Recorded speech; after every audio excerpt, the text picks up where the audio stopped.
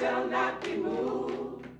I shall not be moved. Dr. King was involved in the civil rights movement by the time he first visited Pittsburgh in 1958. He was recognized nationally as one of the leaders of the civil rights movement. I shall not be moved. We must remember that the decade of the 1950s, you had the Montgomery bus boycott, you had the Brown versus Board of Education decision on the Supreme Court, and those things kind of fueled the civil rights movement.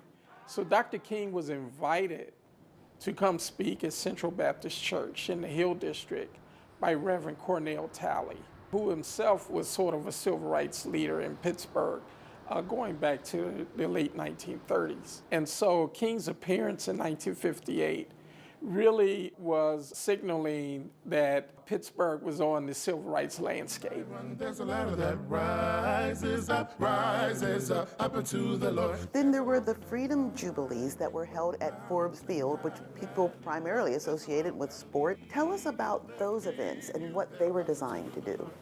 Again, Reverend Talley was the brain trust behind what became the Freedom Jubilees. The first one that took place at Forbes Field in 1960 attracted around 18,000 people. And it has celebrities because a lot of black celebrities were part of the civil rights movement. Harry Belafonte, Mahalia Jackson, Count Basie, and a number of others. Yes, I found my way back home. I've got heaven in my sight. And they all came for this Jubilee. It was looked upon as sort of a precursor to the August 1963 March on Washington, as a way to sort of bring a massive crowds together to hear the message of the civil rights movement, and especially Dr. King. Why were the Freedom Jubilees held in Pittsburgh? What was the purpose of moving those kinds of conversations from the South to the North? So you had all of these different activities taking place and being planned by civil rights activists. And then you had this large sort of gathering at Forbes Field to kind of discuss and to promote those things. So it was a way of saying, let's see what our support is around Pittsburgh, although people came from all over to attend. But it really, again, put Pittsburgh on the civil rights landscape.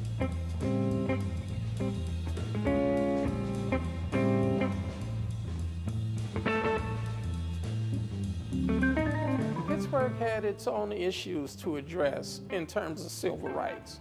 I would say maybe the three top issues was housing, employment, and jobs, and it was public accommodations. The ironic thing is that the Freedom Jubilee was held at Forbes Field. Forbes Field still operated with sort of segregated seating for baseball games and other events. Black people had to sit in certain sections of the stadium. So these types of ironies all coming together.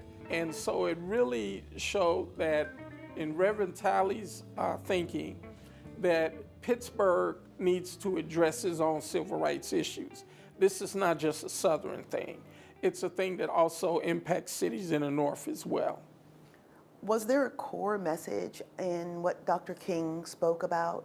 I think his core message was really this whole thing about America living up to its promises. You'll find that in his March on Washington speech. As a matter of fact, when you look at Dr. King, what he said in 1963 at the March on Washington, he said some of the same thing at the Freedom Jubilee in 1960.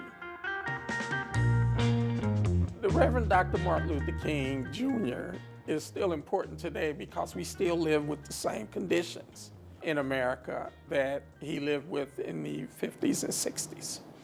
And learning and understanding his struggle, we can only learn how to deal with the things that we're faced with today. The respect we won when our course was right.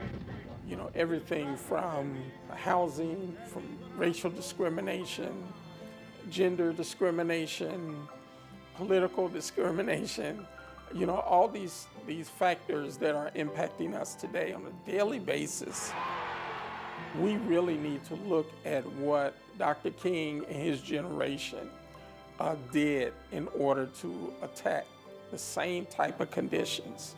I think it's a great lesson.